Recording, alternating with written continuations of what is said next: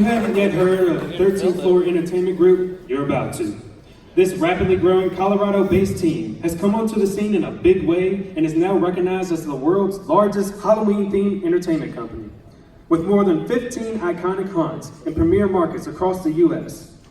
They also produce and own live touring events and year-round attractions, taking the industry by storm. Their latest acquisition brings them into the Southern California market with the Los Angeles Hayride, which is brand new for 2019, under the creative direction of the one and only John Cook. We're thrilled to welcome 13th Floor to Southern California. So let's give it up for your host and moderator for this panel, writer and director of Plague Productions, Ted Doherty.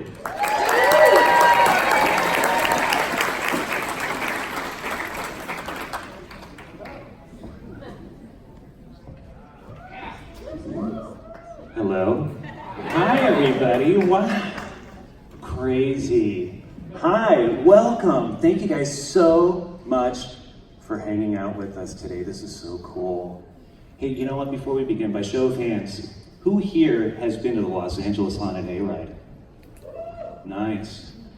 Another question. Who here is going to the Los Angeles Haunted Hayride 2019? Nice. My name is Ted Doherty, writer and director at Plague Productions.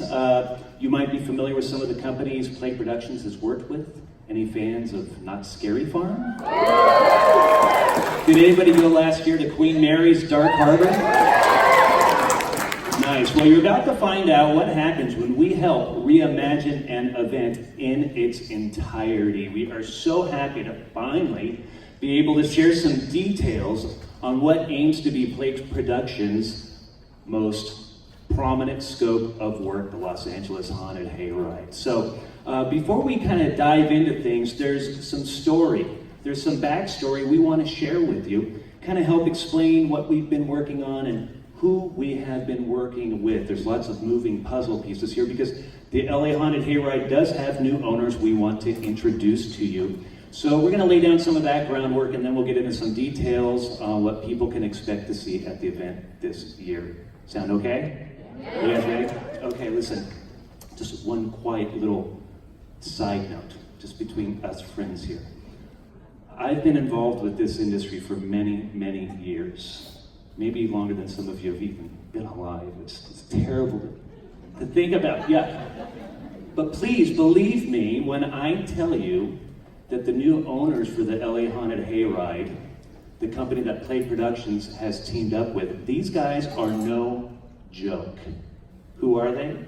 Well, they only happen to be the largest Halloween-themed entertainment company in the world. 15 major Halloween events spread throughout our country, and the LA Haunted Hayride is their first event in California. Based out of Denver, Colorado, 13th Floor Entertainment Group. They've produced some of the most mind-blowing and detailed haunted attractions anywhere, and they have hired Plague Productions to not only help produce, but to creatively reimagine the Los Angeles Haunted Hayride. So, let's take a moment and take a look at some of the things 13th Floor Entertainment Group has produced, and we'll get to know these guys a little bit better. So, let's go ahead and roll that first video.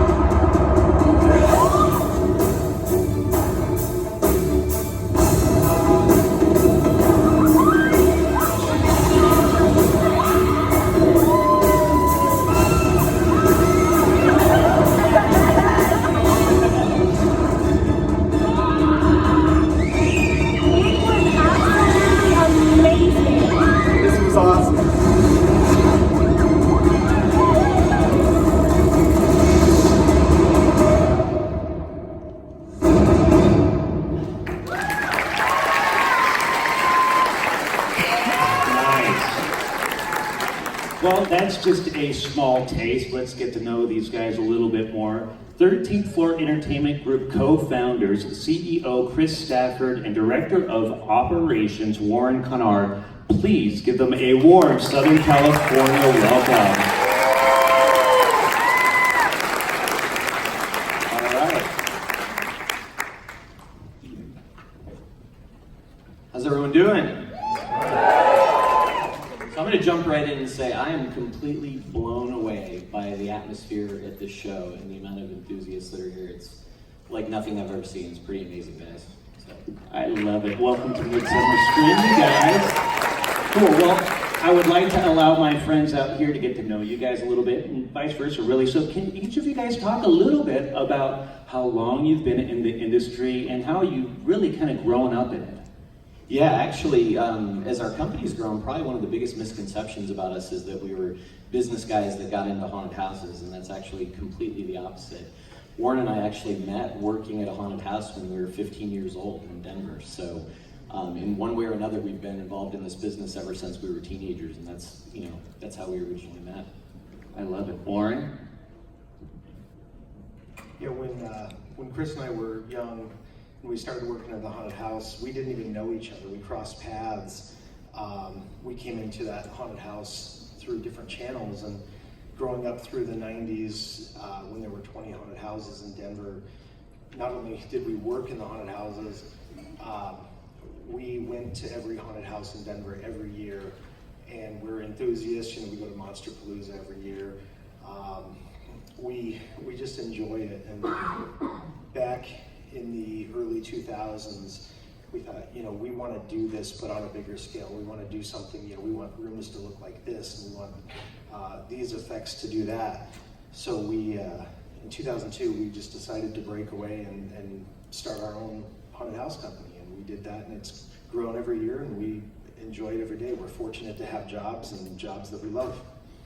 Love it. That was going to be kind of my question on what the genesis of 13th Floor Entertainment Group was. Now, how would you guys define the 13th Floor Entertainment Group mission statement in terms of haunted attraction production and presentation?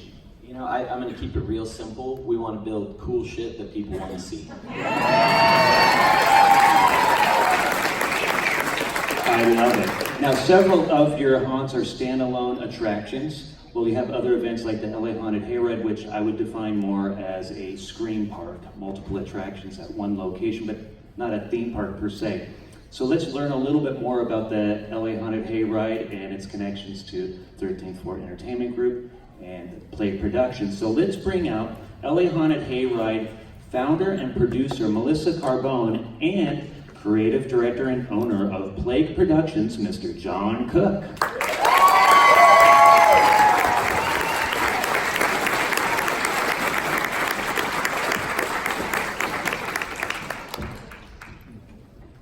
Hi. Are they here for the free tickets later, or what's happening?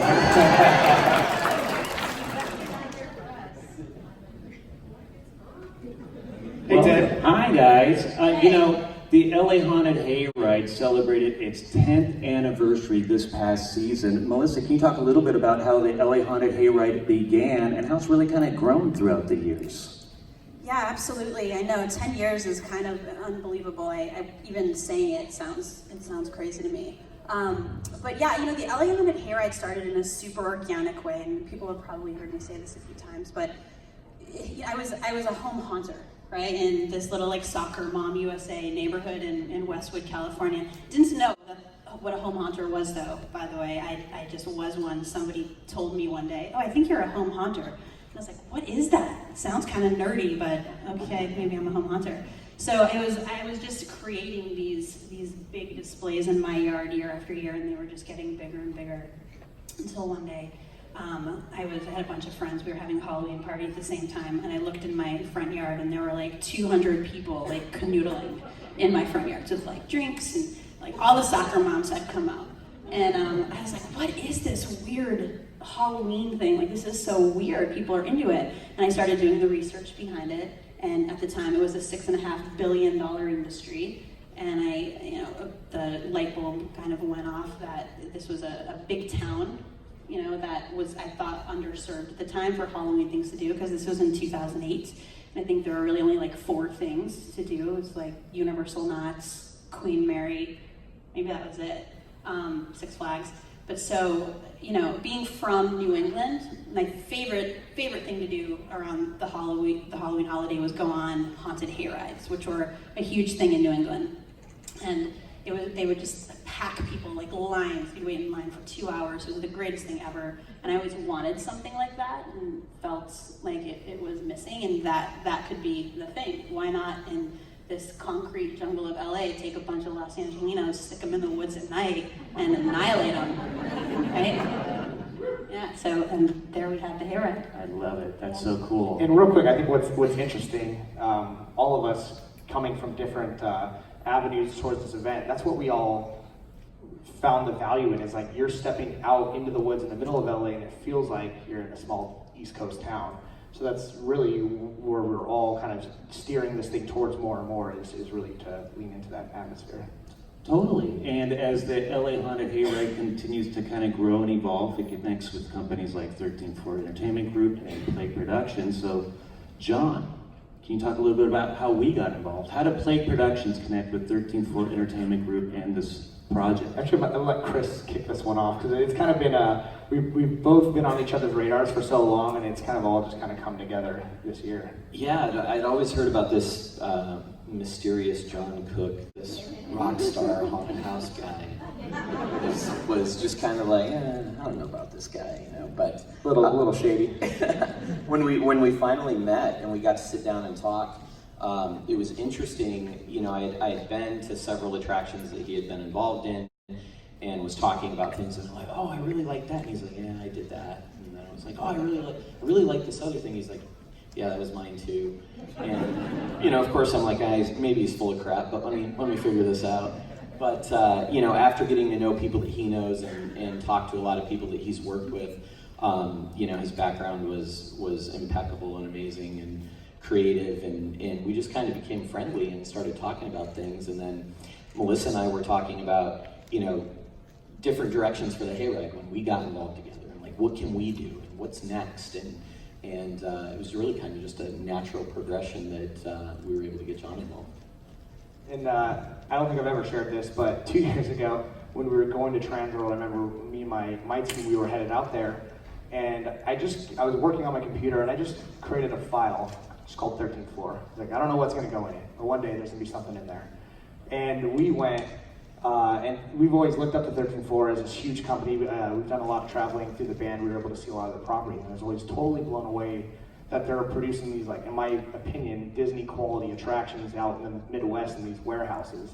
And that's something that my team, we strive to be able to produce those things as well. So it's just kind of this really cool coming together to this year.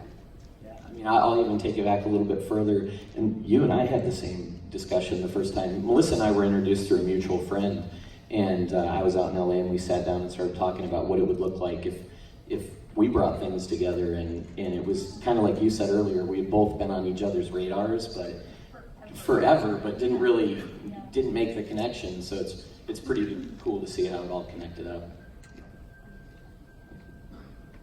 Well, that kind of brings everybody up to date as to how and why we're all up here. So now let's get into some of the juicy details on what people can expect to see at the event this year. You know, we were all very interested in creating a new story driven by character aspects involving interactivity, immersion, and a compelling story that will engage our guests. So how do we do that? We create a town, the town of Midnight Falls. So let's bring up that next video. You're listening to MFA on Radio Midnight Falls. We are extremely excited you'll be joining us for the annual Halloween Festival. New for 1985, we'll have live entertainment, a hayride, and maybe a few frights, because it's always Halloween here in Midnight Falls.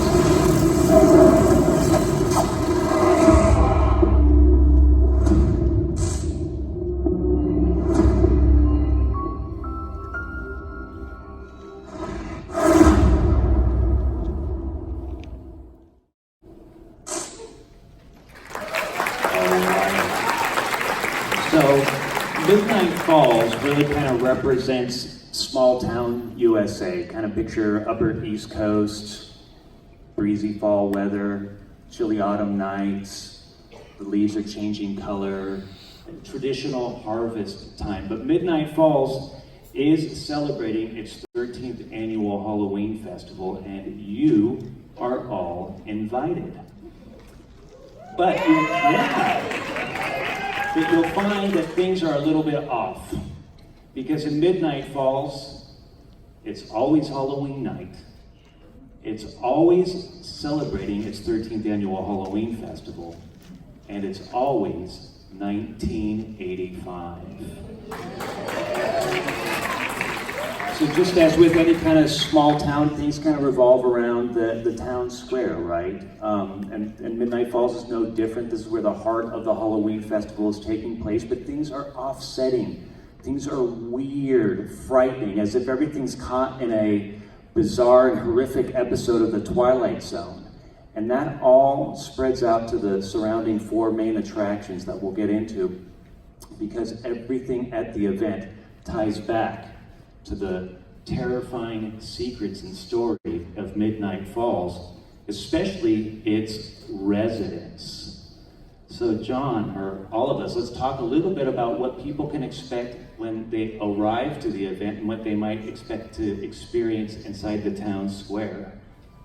So the town square is the epicenter. This is where the celebration is happening. So like Ted was saying, the 4 surrounding attractions all feed back into this town. But at any time you can go out into the town square and celebrate and have fun with our characters. I don't know if anybody's had the chance to interact with our characters. If anybody's here, then we might have had a dance party with a werewolf and a mullet. Anybody? No? A couple of you? No? So the characters there are the different creatures of the town. They represent the different attractions or different establishments that you can find throughout the town. And they're there to immerse you deeper into the story. So one of the things we want to do is to be able to go out, interact with them, and get clues that tie deeper and deeper into this mysterious town. Exactly, and those roaming characters throughout the town square really kind of represent like the pantheon of gods for small town USA. We've got like the politician, the gossipy PTA soccer mom, the blue collar workers, the entitled football star. Those looking for a deeper experience can engage these characters and learn about Midnight Falls and maybe about the residents and the town itself and maybe some of its secrets. So those are some of the things that people can experience inside the town square. As we mentioned earlier, there'll be 4 main attractions, 3 walkthroughs, and then the hayride itself. The first walkthrough attraction we're going to talk about really kind of represents that dark and spooky house at the end of the street, standing there ominous. We know the kind, right? Strange noises are heard coming from inside late at night. The Midnight Falls neighbors are always complaining, wondering what in the heck is going on inside that house. And it does contain very secrets in the Midnight Mortuary. Let's talk about the Midnight Mortuary. Well, the idea behind it is it's been owned and operated for 75 years by the Marlowe family, and they're kind of weird, but the residents kind of tolerate them. What the residents don't know are the deep and dark, terrifying secrets deep inside this house, maybe responsible for some of the things going on in Midnight Falls. Definitely responsible for some of the bodies turning up in the mortuary, right? Yeah. But what we wanted to do with these 4 attractions is, since there's only 4, we wanted to make sure they are all vastly in different feel. So this is our standard haunted house attraction where you're walking through. The whole thing's scenic out. We actually brought in a company you might have heard of, Sinister Point, to kind of help us with some of the production into this maze. So they're be coming out. We're going to be building an entire maze, ground up, subfloored and everything. And this is our more traditional haunted attraction. Yeah, exactly. The genesis really was, we were just trying to say, all right, let's try to make it like a haunted house, just a traditional haunted house.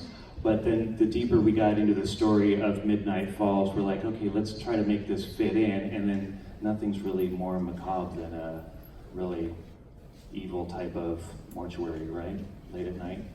So Yeah, if any of you have been by the booth at the entryway of the show, it's funny, if you're listening on to the radio announcements out there, the one that cracks me up is about Midnight Mortuary and going shopping there, which I thought was pretty interesting. Yeah, because within the story at the event, Midnight Mortuary is offering open house tours. So that way people can come and check out what they've got going on. And that's part of the fun in the Halloween festival.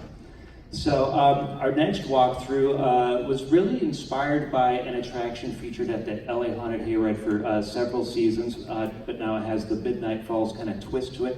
And the visitors attending this attraction will discover that the Midnight Falls residents have a disturbing way of taking in the spirit of Halloween in Trick or Treat. Melissa, can you talk a little bit about how Trick or Treat really kind of began? Because it really did capture such a fun spirit, the Halloween type of spirit. It did. That was that suburban soccer mom neighborhood I talked about when I talked about how we started the Hayride. It was this, for me, I loved the way it felt, right? Like I loved being in this neighborhood, and I loved the trick-or-treaters, and I just loved the vibe that was happening in town. So, I mean, probably 5 years after the Hayride started, maybe 6 years, we'd been playing with some other themes there. There was something called the Seven Sins Sideshow one year, and House of the Horsemen. There were some different things that we were playing with. And we were sitting at a roundtable creative team meeting, and I think at one point we were out of ideas, and we couldn't think of something that just grabbed us. And I thought to myself, I think we're just overthinking this. Like, trick or treat. Like, let's let people trick or treat every day, all October long. And so it started there, and then I became like this freight train around, how to create this town around trick or treating, and how we could thematically, make each house different. We could make each inhabitant of the house different. We could create like an ambiance in the town with lots of pumpkins, and really make it feel like something that gave you the essence of Halloween outside of an attraction standpoint, but in the trick-or-treating kind of vein, right? So a Halloween attraction where you actually could trick-or-treat, to me sounded like something that would be fun and would make a lot of sense. And it's been a fan favorite ever since we did it. I don't think we could get rid of it now if we wanted to. So I'm excited to see Johnny's fresh take on it. I think it's going to be really good. Yeah, talk about it. Yeah, it's going to the Hayride as a fan, I was always blown away that you always see something that you haven't experienced before. And Trick or Treat was always one of those things that was amazing to me. I'm like, how did nobody think of this before? It's so good. So when we decided we wanted to sit down, we put a lot of love into this one. It's a super fun attraction. We're building all brand new houses. They're all themed, and our twist on it is this is the house this is the neighborhood where the monsters live, but they're also celebrating Halloween. So these monsters are dressed up like other monsters. And all their houses are themed to the core monster, but they're decorated like the monster that they're portraying. So it's a really, really fun attraction that really captures the essence of Halloween. And I don't know if we have any home haunters in here. Anybody that does their own home haunt yard display? Well, we're huge fans of all the home haunts out there, so we wanted to pay a little homage where you can go and you're going to enter one of our houses through the garage and go through their home haunt. A super, super fun experience. Yeah, it's definitely a tribute to our love of the home haunters. Now, on the outskirts of the Midnight Falls town square, there's like this kind of dingy farmhouse, but they are operating a business, and they're in the business of keeping the Midnight Falls highways and local interstate free from deceased vermin in the Roadkill Ranch. This is where shit gets crazy. So when we went and visited the property, I've only been up there during the Hayride, but we went up and we're like, that's where that dark maze is? It's sketchy up there. So we really leaned into that, where you really feel like you're out in the woods and you're hearing stuff behind you coming out of the trees, like, what the shit? So we wanted to create this open air experience where you're guided more through hay bales and corn stalks. There's a lot of walls and scenic work, but we wanted you to feel like you're truly out in the middle of nowhere. And then on top of that, we're unleashing, of course, a bunch of crazy roadkill attendants with chainsaws. to be chasing you through the whole thing. So this is definitely like the heavy metal rock show of the entire experience. Right, so far we've got the Midnight Falls Town Square celebrating the 13th annual Halloween Festival. We've got the dark and spooky house at the end of the street with the Midnight Mortuary. We've got the Midnight Falls neighbors out trick-or-treating, and then we've got the weirdos over at the Roadkill Ranch. So now we're at the main event, the hayride itself. And of course, Midnight Falls is offering fun hayrides underneath the moonlight and cruise the local foothills and celebrate Halloween. But of course, it's out there in that darkness. It's the epicenter on what's causing the evil in Midnight Falls. And the hayride experience really kind of begins out in the queuing area. And you're getting a taste of it right now out on the show floor for Midsummer Scream. Yeah, so if anybody stopped by our booth, you've seen the gas station, as you can see here in the artwork as well. This is one of the actual set pieces that you will find out at the attraction. And this is where you're gonna board onto the hayride experience where we go into the woods and what could go wrong, right? But also, we really wanted to really theme it out to really immerse you into the experience you're about to embark on. And we created different little vignettes to really set that up, including the radio station. And each attraction, I don't know if we mentioned this, each attraction you will hear that radio station playing. That always ties everything back to centralize it to Midnight Falls. The voice might sound familiar, Ted, right? Me. So, you get to go and you get to see the radio broadcast as he's giving his spiel, as well as some other fun vignettes throughout the area to get you ready for your hayride. Yeah, so the whole idea is what he was saying. It was pretty much to kind of piggyback off that is there's clues throughout the entire event that will be providing information on what the heck is going on within this town. And so you'll be able to check out all of the radio broadcasts and be able to hear what's going on. And the idea is by the end of the night, after you've gone through all the attractions and spent the time, your evening there, you'll get an idea of what is wrong with Midnight. And so here's some other photos and some behind the scenes work of the gas station. And when you go out and visit the booth, come by and say hi, of course, but also take a deep look at the scenic work that my team's doing. It's incredible the amount of love and passion and detail that they're putting into these sets. Yeah, absolutely. Wow, that's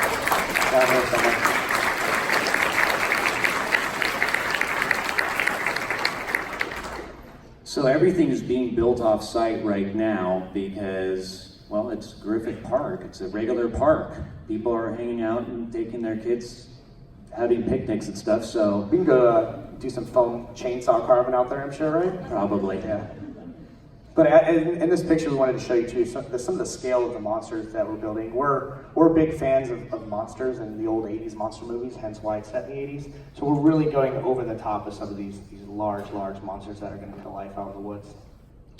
Yeah, and just to kind of really piggyback off of what Chris was saying before, I mean, it's really important to note that, I mean, even though we're up here making this presentation, we are standing on the shoulders of an incredible team of people that are helping bring this to life. I mean, we've got some of the best people in the business, from carpenters to technicians, prop people, audio people, makeup, wardrobe, on and on, some of the best producers in the business. So a huge shout out and thank you for all of your guys' hard work, because it's really amazing.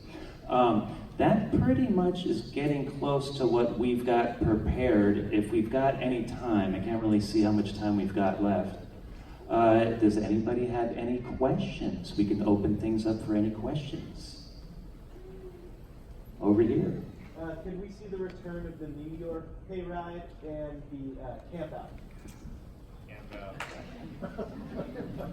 Can we? Yeah, no announcements today. But no, I mean, listen, when Melissa and I first started talking, I mean, she definitely has vision to grow the hayride and to bring it to other markets, and I think the camp out was like a pretty amazing thing that happened out here. So we've talked about it. I guess that's about as far as I go right now. Real quick, as a note, back in the day, when they first launched the camp out, that's where we met. I worked as an actor for the Great Horror Campout. I was a Chupacabra. And I will say my favorite moment I've ever had scaring was going out at 3 in the morning and just dragging people out of their tents. So,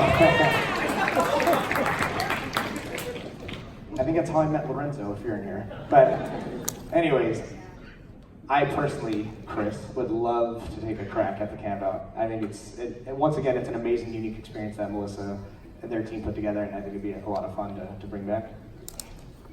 No pressure. Do it. Any other questions over there? As you guys are coming together as one for pretty much the first time for hours, what do you guys see in about the next 5 years?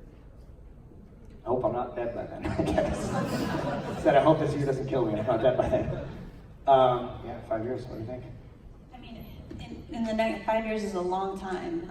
I think in the next 5 years, we can probably count on, the Hayride just continuing to get a lot of investment in the brand here in LA and, other markets as well. I can honestly tell you that, seeing every single year of the Hayride since its inception, this year I'm especially excited. We thematically change the Hayride every year, but this year it's the level at which it's being reimagined and refreshed is bigger than we've ever seen, bigger than you guys have ever seen. And I think anything after 10 years kind of needs a new, fresh kind of set of eyes to go on it. And Johnny has done an insane job of kind of taking this environment, keeping it very on brand, but bringing it to the next level. So 5 years, I can hope it just keeps going that way, but I'm excited about this year. I think this year is going to be our next level.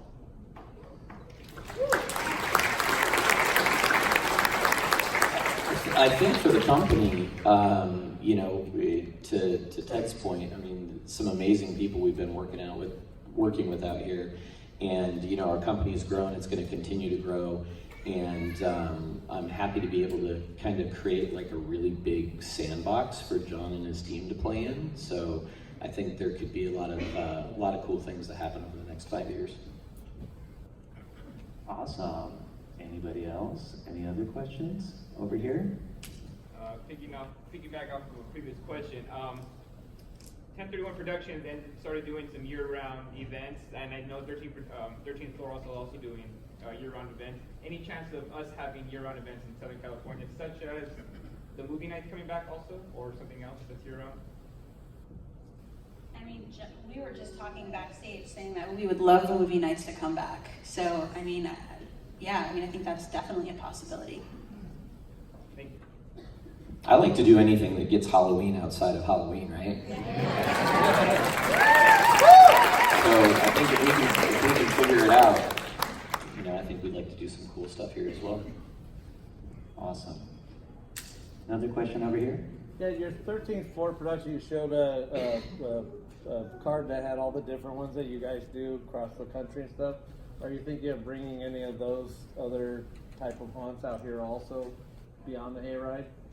Yeah, I mean, there's a ton of people here, and obviously, as evidenced by this show, a lot of fans, so I think we'd be silly not to be looking at other opportunities and thinking about what else we could do out here. I mean, the Hayride's a monster, but it's also a monster to set up and tear down in a very short window of time, so it would be nice to have something else to experiment with out here. Where we might be able to do year-round events and do different things. So, we'll see what happens. Anybody else? There's one back there. So, will there be any references to previous years for the Haunted Hayride and for John? Are you going to make any references to your past work at Knott's Berry Farm? There won't be any Knott's Berry Farm references here. I don't know how they'd feel about that. But like I said, we have visited the Hayride multiple times. We're big fans of it. We think it's very innovative and very creative. So we have definitely kept around some of the things that we really loved and appreciated and tried to build on top of some of those things. I think there's a little bit of hidden things in any creative does. I mean, we hide things all the time. I mean, if you guys are listening once again to the radio broadcast down there, I think They properly made fun of me in that radio broadcast. Yep. That was pretty good. Properly made fun of Ty, he's out there, and Warren. And so I think it's pretty cool to hide little things in there. I think you'll see a lot of that this year. Maybe not references to past work as much as just kind of hidden Easter eggs along the way. Yeah, I think it's completely riddled with fun Easter eggs that we planted in there. Absolutely, ton throughout the whole event, through the attractions and even the radio station and all that stuff too. Any other questions? There's one right here. Are you guys gonna have more interactive things? I'm talking about one year, I was on the hayride and I think it was a Santa Claus that hit us with bubbles. It's not as funny to hit with the bubbles all over the place. Are you guys gonna have more of that stuff? Santa Claus with bubbles. Check. That doesn't sound that difficult. I mean, yeah, there's interactive elements, and I think they're fun. It's like I don't want to ruin. I don't appreciate going out to an event and completely being drenched in anything. So I don't think we're gonna stay away from that a little bit. But yeah, there are definitely some interactive elements. And if you want, just let us know when you come in. We'll get some bubbles out. You got you covered. You're the one guy who liked that. That was a lot of ponchos you went through, right? We went through like 60,000 ponchos that year. Yeah. And it was a giant Santa who busted out of an advent calendar and annihilated you with a snow cannon. Not bubbles. Something wet, that was it, right? Yeah, I think, those of you that have visited the booth downstairs and just been able to interact with some of the actors that are down there, I think kind of shows you a little bit of the vibe we're going for, right? Where the characters will definitely be a lot more interactive altogether. Yeah, totally. So that's what I was going to say. Yeah, is the bulk of the interactivity is really going to be revolving around the characters, especially those in the town square area. Another question over there. I know a couple of years you've had a stop in the middle of the hayride to get out and do kind of like a little mini maze out there. Are you going to do that again, or is that something you're thinking about? Well, I mean, whatever, right? It doesn't matter. Anyways, yes and no. You're not going to stop in the middle of it, but we are going to have the hayride conveniently break down, and the only exit to get out is through the vampire 80s party in the cemetery. That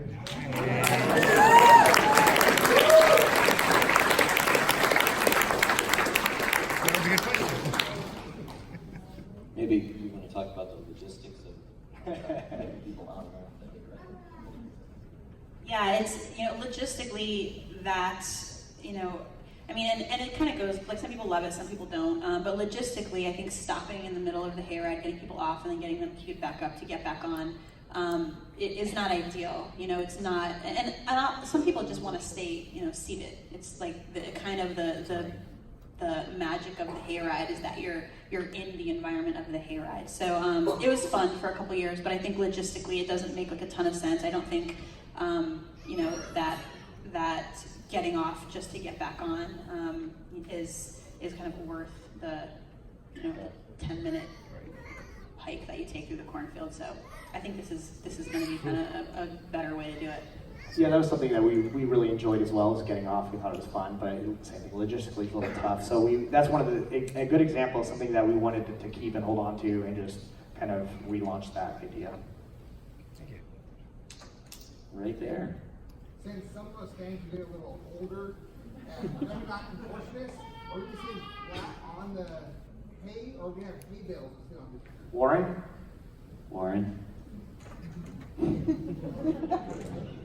Good question. One thing that we're doing this year, the trailers are being replaced. Some of them are coming over from the New York Haunted Hayride via Nashville.